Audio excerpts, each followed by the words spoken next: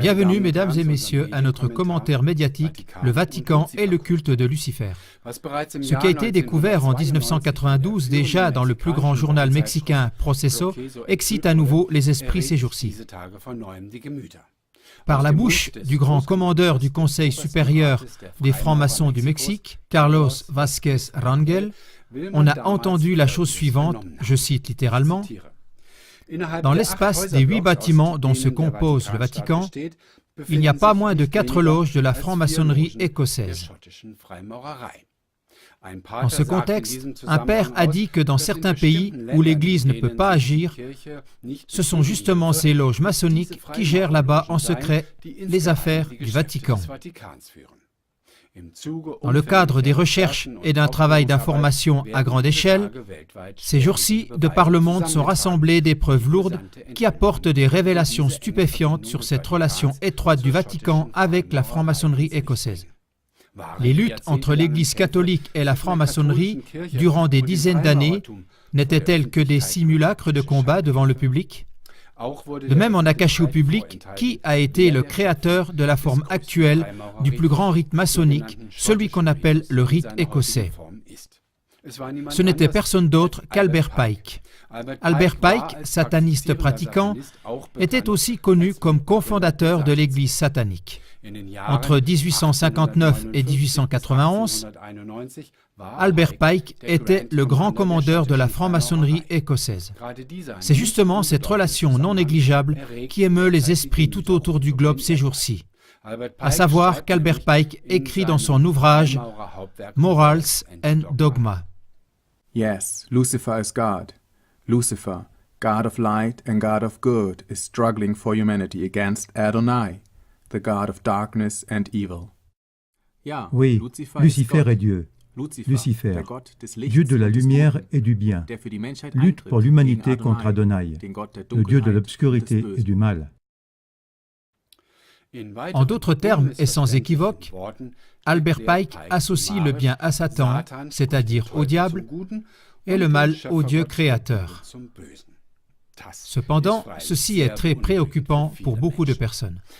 Tandis qu'une rivalité constante entre le Vatican et la franc-maçonnerie a été attestée vers l'extérieur, il est venu au jour que le pape de 33 jours de ce temps-là, Jean-Paul I, qui était prétendument la victime d'un rituel de sacrifice, était lui-même un franc-maçon actif.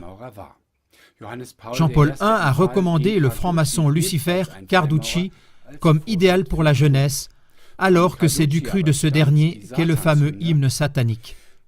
Et déjà des mitres et des couronnes tressaillent. Salut Satan aux rébellions, ô puissance vengeresse de la raison. Carducci était le fondateur de la propagande franc-maçonnique en Italie et il a constitué la Propaganda Due, la loge P2 à Rome, dont le cardinal Marzinus, un Voicilla Intimus, a aussi fait partie plus tard.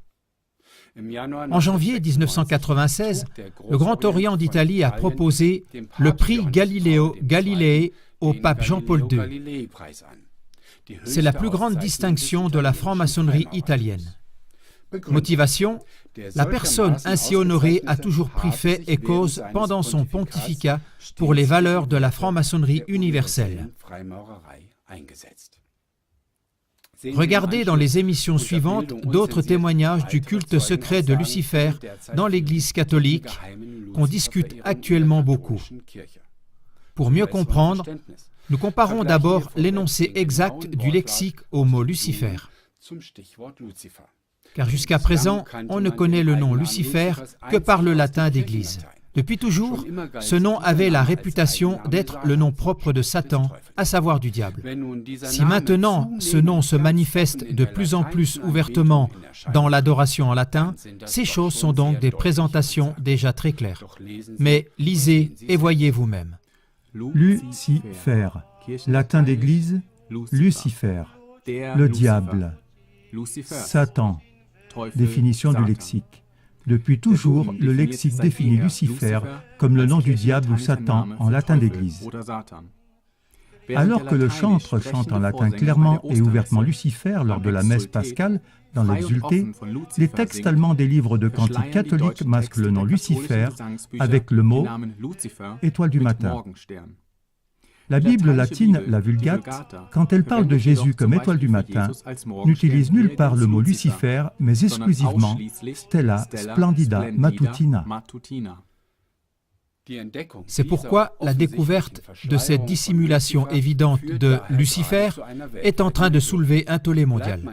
Si on reste fidèle à la définition très ancienne du lexique, le chantre catholique ne chante dans sa liturgie rien d'autre que Lucifer. Il apparaît le matin avec ses flammes.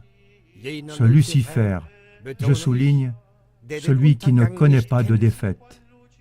Christ, ton Fils, celui qui est revenu d'en bas. Il a illuminé de gaieté la famille humaine, et il vivra et régnera pour l'éternité.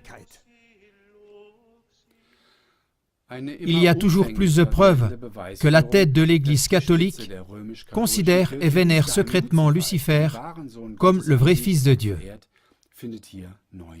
Et puis, le plus grand télescope spatial nommé Lucifer a aussi fait grande sensation.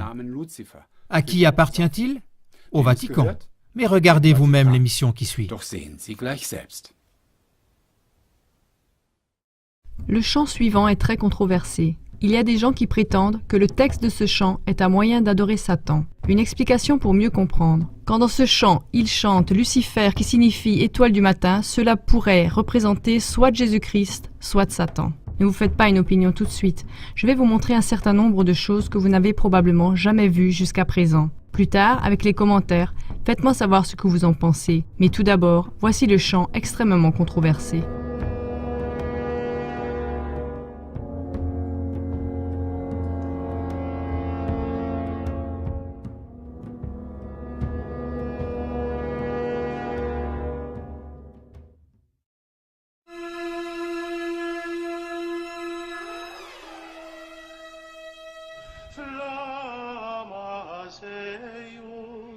Lucifer matutinus inveniat, ille inquam Lucifer qui nescit occasum, Christus filius tuus, Christus filius tuus.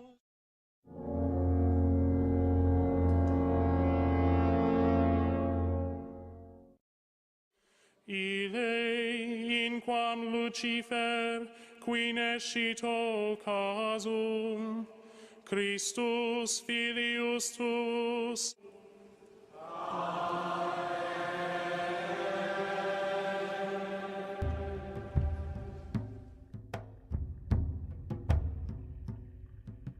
En 1983, Emanuela Orlandi, une jeune fille de 15 ans, a disparu dans le secteur du Vatican.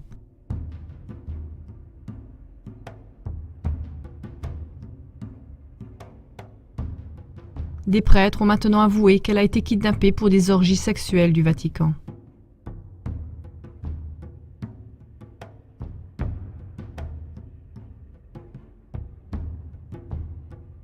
Beaucoup de personnes croient que les orgies contiennent l'adoration de Satan. Le Vatican ne s'est pas exprimé.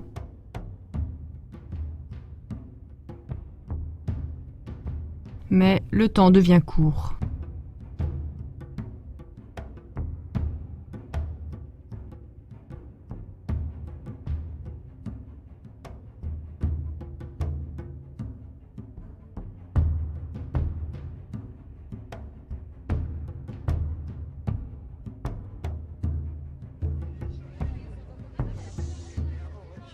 Emanuela Orlandi est une jeune fille de 15 ans qui a été kidnappée pour des sex-parties du Vatican en 1983.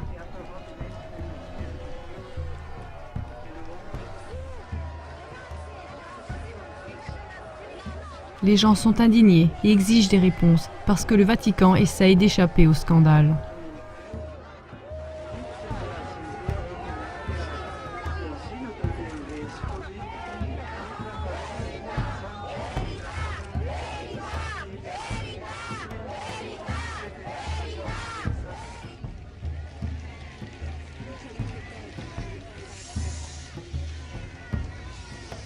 Le monde commence à voir l'Église catholique telle qu'elle est, l'organisation la plus criminelle qui existe.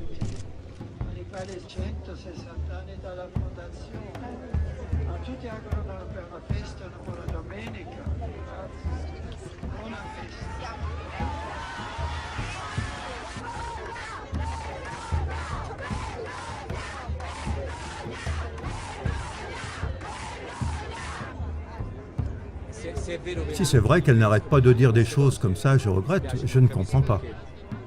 Ils ne comprennent pas qu'ils sont en train d'instiller le doute dans l'opinion publique vis-à-vis d'eux. Il suffit de très peu pour rassembler énormément de croyants. Tous ces croyants qu'ils sont en train de perdre.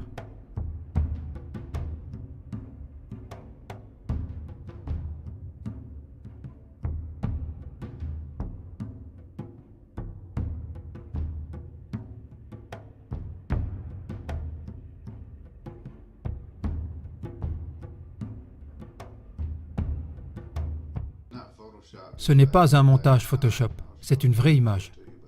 Et je vais vous le montrer, vous le prouver. Si ça ne vous dérange pas, je ne sais pas quoi dire.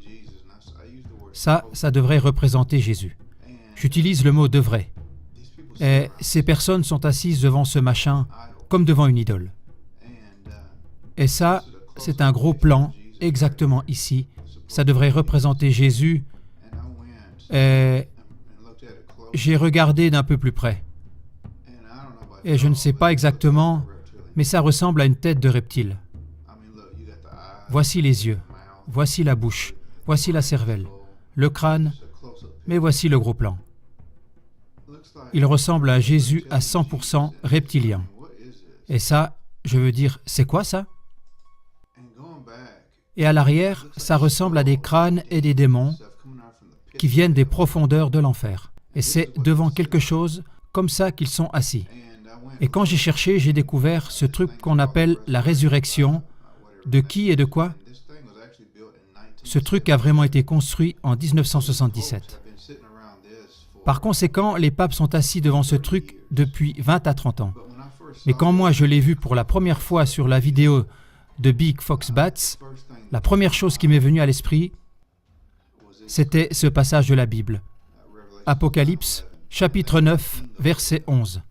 Elles avaient sur elles comme roi l'ange de l'enfer. Si ça ne représente pas l'enfer, je ne sais plus quoi vous dire. Appelé en hébreu Abaddon, mais en grec, Apollyon. Si vous ne vous sentez pas mal, je ne sais plus quoi dire. Et s'il y en a qui pensent que c'est saint et magnifique, alors moi, je n'y comprends plus rien. Mais ils se tiennent devant ce machin depuis 1977.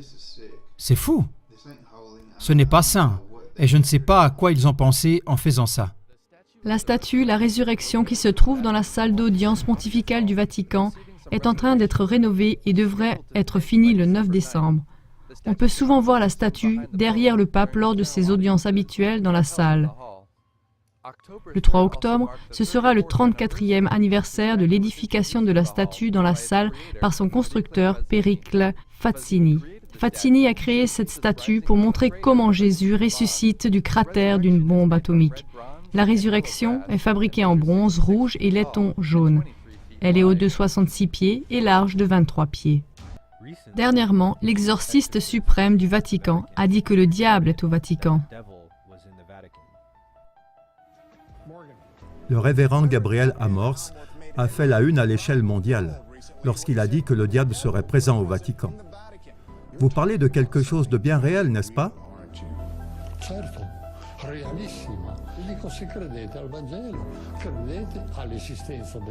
Tout à fait, bien réel. En ce qui concerne la présence du diable au Vatican, il a dit que ceci ne serait pas une surprise. Il a dû exorciser un autre exorciste. Et enfin le dernier, alors écoutez bien parce que celui-là c'est le plus corsé. Alors j'imagine que tous ceux et celles qui nous écoutent ont plus ou moins entendu parler de L'Exorciste, ce fameux film qui, je vous le rappelle, est tiré d'une histoire vraie. Et on peut voir les liens, notamment c'est cette femme-là, en fait, dans la réalité, s'appelle Annelise Mitchell et qui a été effectivement possédée, elle a suivi des exorcistes. des exorcismes, pardon. Bref, il faut savoir que à Rome, c'est le père Gabriel Amorce qui est responsable donc de tout ce qui a trait aux exorcismes. C'est l'exorciste officiel du Vatican. Ouais. Attention, ouais. C'est pas n'importe qui. Et voici ce qu'il vient de faire, ce monsieur. Il vient de dénoncer ce que tu avais abordé dans Notre-Dame de l'Apocalypse et 777, à savoir l'incroyable et impensable réseau au sein même du Vatican, digne de l'ancienne loge Pie II. P2, ouais. Je sais, vous avez du mal à y croire, et pourtant, nous dis-tu Pierre, lisez ce papier signé par une agence de presse catholique. Ouais, donc un exorciste extrêmement connu à Rome a publié récemment un livre de souvenirs dans lequel il déclare donc il connaît l'existence de sectes sataniques au sein même du Vatican, où la participation, et que sa participation touche en fait tout le collège des cardinaux. Wow. C'est une bombe ça. Ah oui, c'est une bombe. Pardon. Et donc, donc le père Gabriel Amorce donc a affirmé, oui, également au Vatican, il y a des membres de sectes sataniques. Incroyable. Lorsqu'on lui a demandé qui sont les membres, etc., qui sont dans cette communauté, il a répondu, il y a des prêtres, des monseigneurs et également des cardinaux. Voilà, fin de citation. Alors le père Amorce ajoute qu'ils font ce qu'ils veulent, puisque les autres prêtres, évêques et cardinaux, eux, ne croient même plus à l'existence du diable. Donc c'est assez amusant finalement. C'est génial. Ceux qui croient plus, qui ont perdu la foi. C'est-à-dire que tu as 80% des curés modernes, ceux qui croient plus à rien, ni aux anges, aux démons, etc. Et les 20% restants. T'as quand même, donc tu as 10% si tu veux qui eux, ils croient encore, Dieu merci, c'est le cas de le dire. Et puis tu as une 10% si tu veux qui sont eux véritablement au sein même du Vatican, qui sont dévoués à Lucifer ou à Satan comme on veut, et qui font des messes. Alors c'est l'écrivain français déjà Roger Pierrefitte, que certains d'entre vous connaissent. Il avait rapporté ça il a présenté sous forme de roman, mais ça s'appelait Les Clés de Saint-Pierre, vous pouvez le retrouver donc en livre d'occasion, c'est un livre extrêmement intéressant. Malachi Martin, puisque Malachi Martin on a parlé également dans plusieurs de ses livres. N'oubliez pas que le Malachi Martin était donc l'assistant de Jean 23 et de Pie, je ne sais plus combien. Bref, il en a fait plusieurs livres et c'est absolument stupéfiant. Et moi j'ai des infos effectivement comme quoi donc à plusieurs reprises ils ont essayé de consacrer la basilique Saint-Pierre à Satan. Authentique. Non, ils ont essayé de le faire, ils n'ont pas pu finir. Non mais c'est absolument stupéfiant. C'est absolument stupéfiant. Donc il y a vraiment au sein même du Vatican et là on est en plein dans le livre 777. C'est insensé. C'est exactement ce qu'avait vu le Jean, puisqu'il avait dit, rappelez-vous, il parle d'une prostituée vêtue de pourpre d'écarlate. Alors je rappelle que pour ceux qui ne le savent pas, que les évêques et les cardinaux sont justement vêtus de pourpre d'écarlate. Et je rappelle aussi que quand il a écrit ça, donc l'église n'était même pas constituée. Il y avait quelques chrétiens qui se baladaient, qui pouvaient même pas imaginer une seconde que tout ceci deviendrait une église gigantesque avec 2 milliards d'âmes 2000 ans plus tard ou presque, et que les cardinaux et les évêques seront vêtus de pourpre et d'écarlate. Donc c'est l'ange qui a montré ça à Jean. Et là on est en plein dans 777. J'en suis scotché. Non mais c'est énorme, c'est absolument énorme, ouais. C'est énorme. C'est un travail de sape au sein même du Vatican, et c'est pour ça qu'ils ont enlevé de la messe tout ce qui est notion d'ange. Ils ont retiré la fête des anges gardiens, etc. Ils ont supprimé toutes les fêtes des archanges. Enfin, j'en passe les meilleurs. Vous retrouverez, j'en ai fait un chapitre dans 777 et j'en ai parlé dans l'émission avec toi ici lors de la nuit de 777. D'ailleurs, cette vidéo, je crois, est disponible maintenant. Oui, elle est sur le site. Voilà, donc vous pouvez la retrouver parce qu'à un moment donné, donc ça avait disparu. Donc c'est fou, c'est absolument fou. La première chose que nous devrions faire pour découvrir si le diable est au Vatican, nous devrions faire un petit tour sous le Vatican. Quand nous arrivons au-dessous du Vatican, nous voyons qu'il est divisé en plusieurs salles qui sont marquées par des lettres, comme on peut le voir sur ce plan. Nous allons maintenant explorer quelques-unes de ces salles. Commençons ici avec la salle C. Quand nous regardons dans la salle, nous voyons que ceci est une mausolée de Lucius Tullius Zetus. Le Vatican continue et explique que cette salle a été utilisée pour apporter des sacrifices aux morts. Nous lisons. Ici, on voit la face nord et le sol en mosaïque. Dans les angles du sol en mosaïque se trouvent 8 carrés de marbre avec des trous circulaires dans lesquels on versait les offrandes pour les morts pendant les rituels de sépulture qui avaient lieu dans la salle de sépulture. C'est donc une salle où on a offert des sacrifices aux morts. Ça, c'est grave dans le catholicisme. En regardant dans la salle suivante, la salle E, on voit un vase avec le visage de la méduse. Sa place, c'est dans un musée! Il se trouve une méduse sous le Vatican.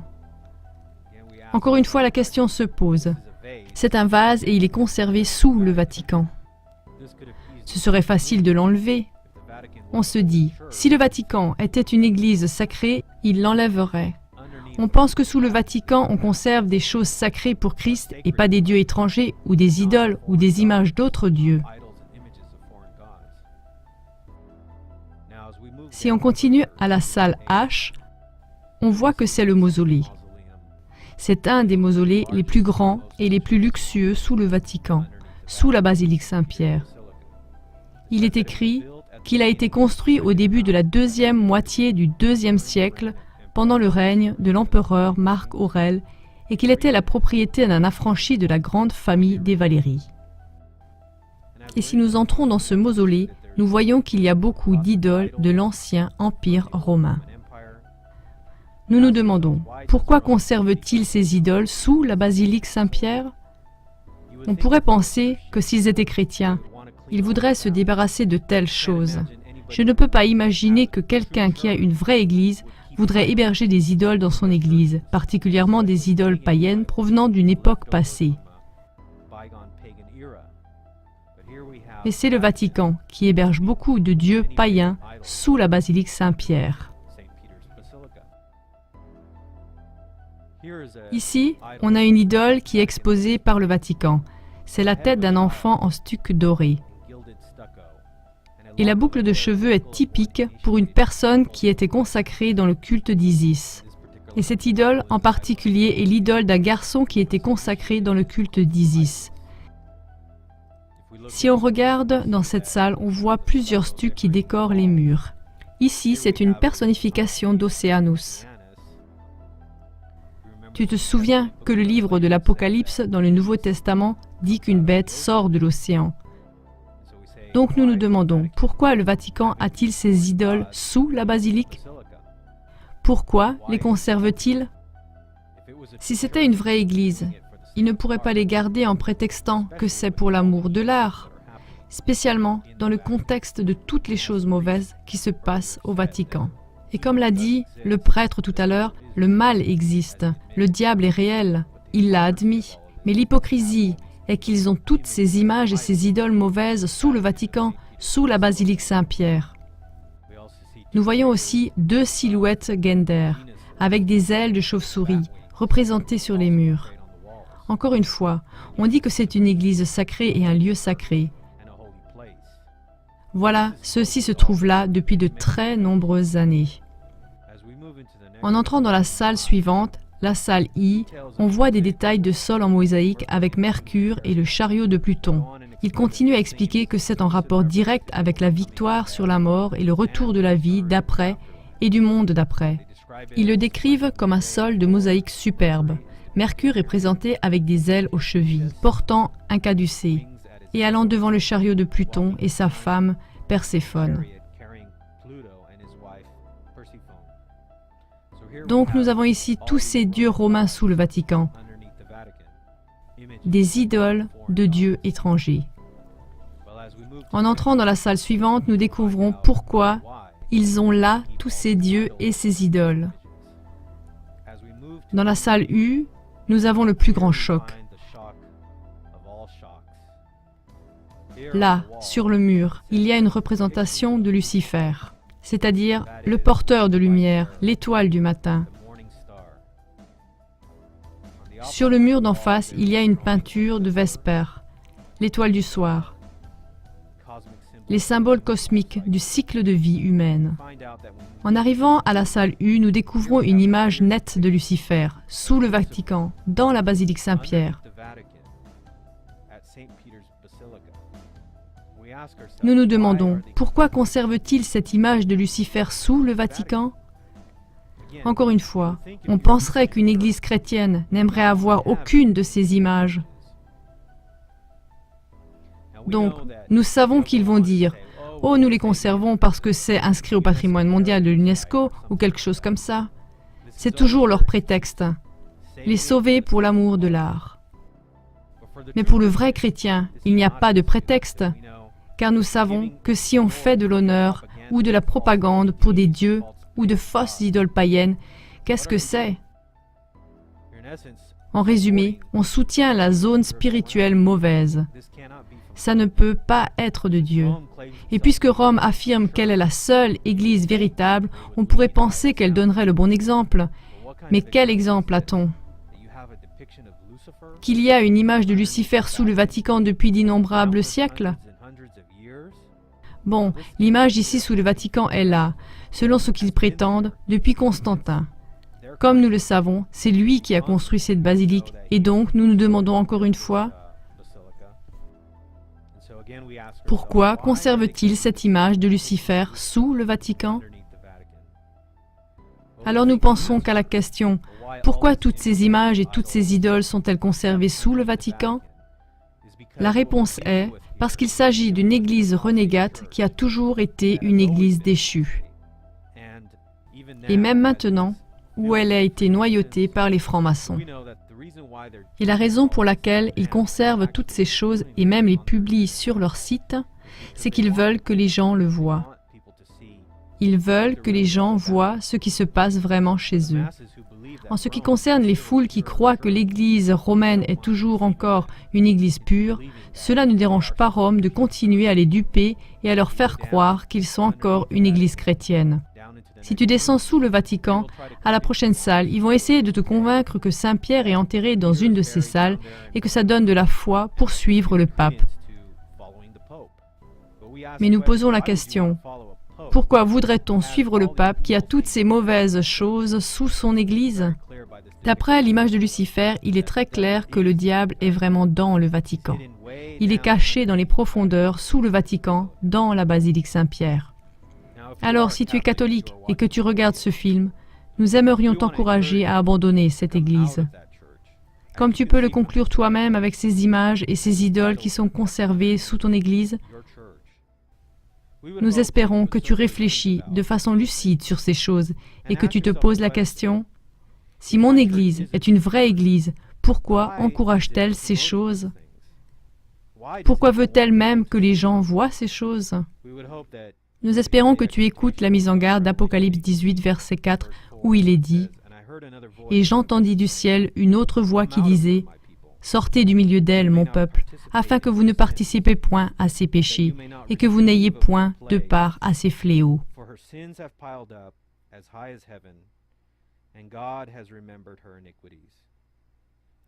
Et nous pouvons imaginer quelles choses se passent sous le Vatican, en secret, quand personne ne les observe. Et nous voulons dire, à la fin de ce film, que le jugement de Dieu tarde. Et quelquefois, il tarde très longtemps. Mais si son jugement arrive, espérons qu'il ne sera pas trop tard pour toi. Que tu sois chrétien, catholique ou athée, ne reconnais-tu pas le mal qui prospère dans le Vatican et dans l'Église catholique tout entière? Il suffit de cliquer sur Vatican Crimes dans Google et tu vas reconnaître que ces gens ne sont pas de Dieu. Culture du Vatican qui représente la Vierge Marie mais aussi la vision des femmes aux yeux de la Kabbale.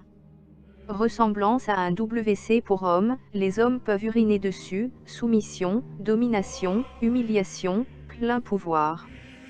Yeux qui regardent le sol, soumission totale. Support de la sculpture telle une verge qui lui rentre dans l'anus à la vue de tout un chacun, humiliation, abolition des droits fondamentaux. ventre vide et creusé vers l'intérieur, fécondation révoquée et mésestime de la femme en général.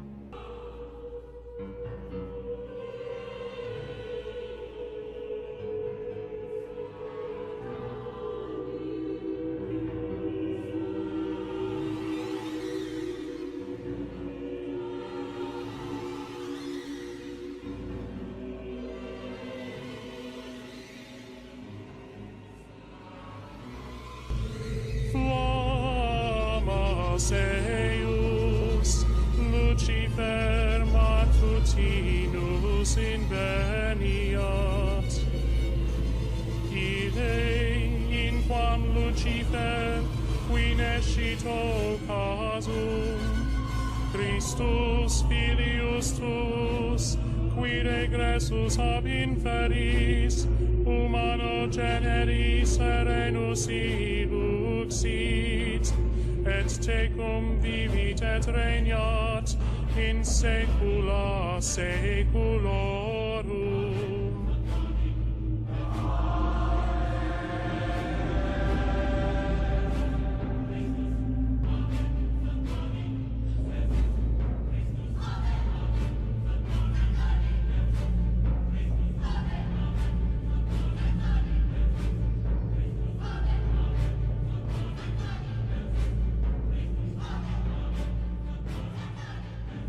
How art thou fallen from heaven, O Lucifer, son of the morning?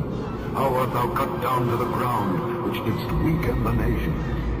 For thou hast said in thine heart, I will ascend into heaven, I will exalt my throne above the stars of God, I will sit also upon the mount of the congregation in the sides of the north, I will ascend above the heights of the clouds, I will be like the Most High.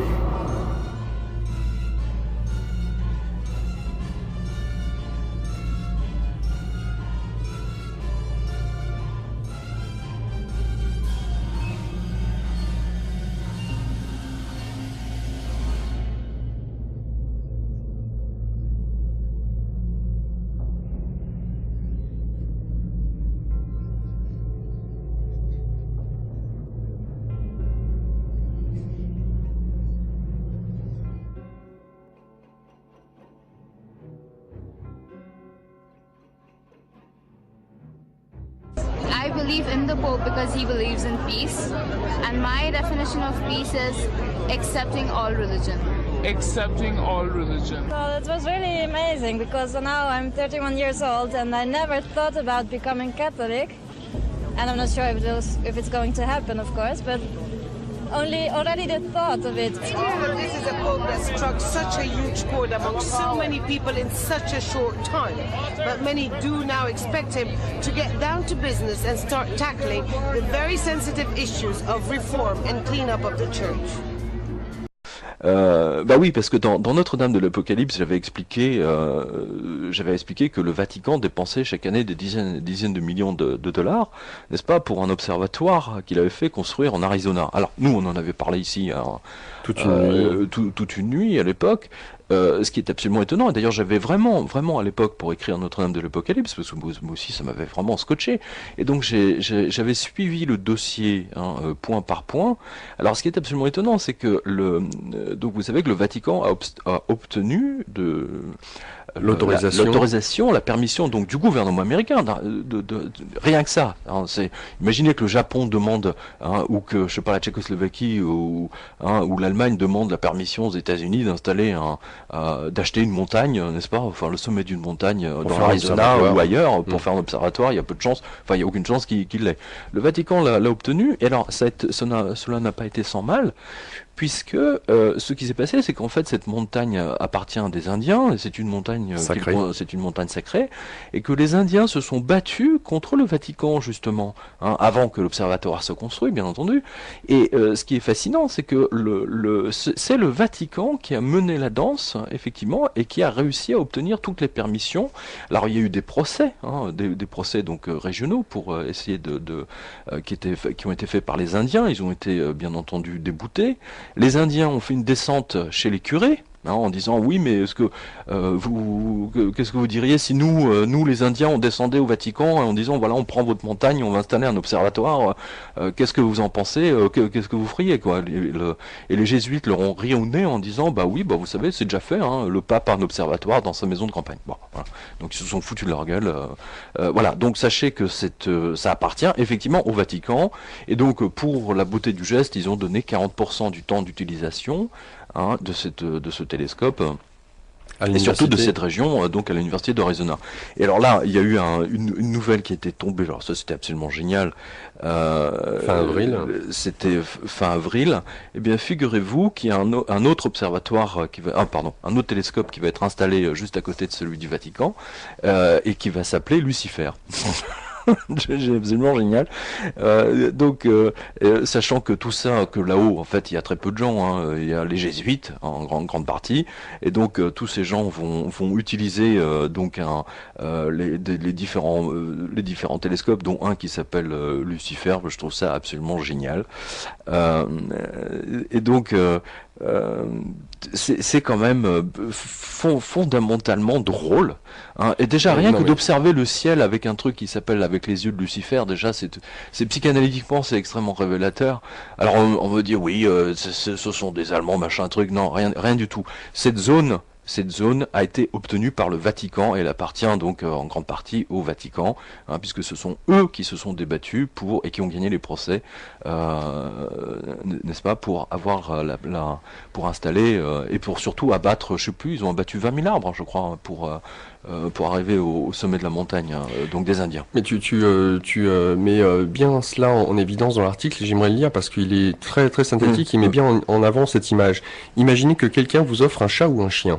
Allez-vous lui donner le nom de Lucifer, de Satan ou de Belzébuth? Évidemment que non, sauf si vous êtes un proche du prince des ténèbres. Donc ce baptême confirme tout ce que tu dis dans Notre-Dame de l'Apocalypse, et 777. La raison donnée par les curés, Lucifer veut dire Large Binocular Telescope Near Infrared Utility with Camera on Integral Field Unit for Extragalactic Research.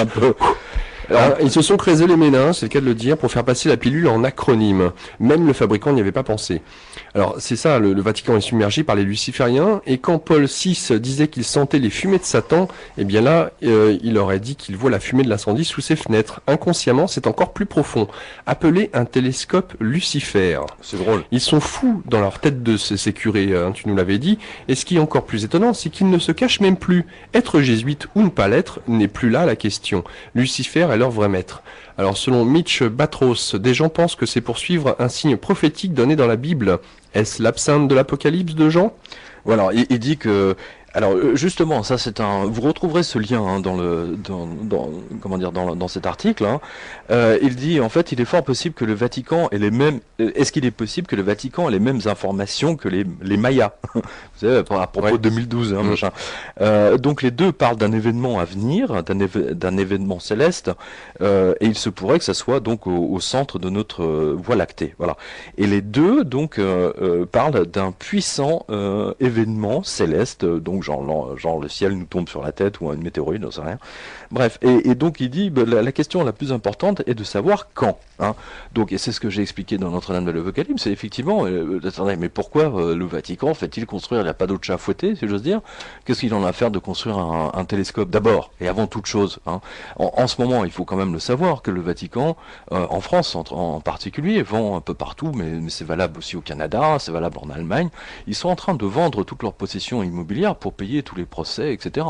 Hein. Et donc, je veux dire, pourquoi le Vatican a-t-il le besoin soudain de s'occuper d'observatoires, d'astronomie, pourquoi pas à ce moment-là construire un avion pendant qu'on y est, ou autre chose, ou fabriquer des voitures. Aucun sens le prime abord.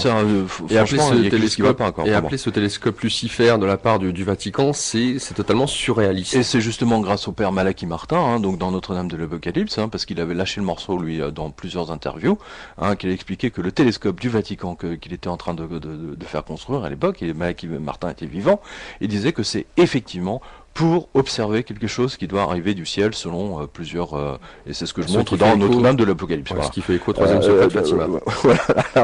Alors ce qui me fascine, alors t'as les lecteurs, alors évidemment, ils se sont tous précipités. Alors il y a un lecteur qui a trouvé qui a trouvé la fiche technique du bazar là, qui s'appelle Lucifer. Alors, vous pouvez télécharger la fiche technique de ce télescope. Oui, parce qu'il y en a un deuxième qui va se construire, Lucifer 2. Alors justement, en 2011. Alors exactement. Alors il y a un autre télescope qui va être installé là, toujours donc dans cette petite enclave du Vatican et de l'université de l'Arizona. Donc ça va être 2 Lucifer qui vont être installés au sommet. Non mais c'est du délire. Non mais c'est surréaliste, on vit des moments... mais à l'image de cette époque et de cette crise... Alors, je sais pas, j'ai trouvé ça, mais vraiment... oui, mais c'est ça qu'il faut voir. Alors justement, là, dans un deuxième papier, je suis revenu... Et en fait, figurez-vous que il y a eu en fait des membres du Congrès américain qui ont appuyé le Vatican pour que l'acte, en fait, ça s'appelle l'acte de conservation de la nature, donc dans l'Arizona et dans l'Idaho. Donc c'était de 1988. Et donc, en vertu de cet acte, on ne pouvait rien faire dans cette montagne, enfin au sommet de cette montagne et dans cette partie qui était classée pour les Indiens en tout cas, qui était protégée. Voilà, qui était protégée. Eh bien non, ils ont donc voilà, in response to lobbying by the University of Arizona and the Vatican. Donc à cause du lobbying de l'Université de l'Arizona et du Vatican, eh bien ils ont pu construire les télescopes au sommet du Mont Graham. C'est génial. Lucifer. C'est absolument super. C'est un super bien né en plus pour les Indiens. Alors ensuite, les Apaches, puisqu'il s'agit des Apaches, donc ils ont vraiment tout essayé pour les en empêcher, mais ça n'a pas marché. Voilà. Bref, le Vatican dispose de la majorité de l'usage, donc 60%, laissant à l'Université de l'Arizona 40%. Et vous allez retrouver également un autre communiqué, cette fois c'est de l'Université de l'Arizona, sur son nouveau télescope Lucifer 1.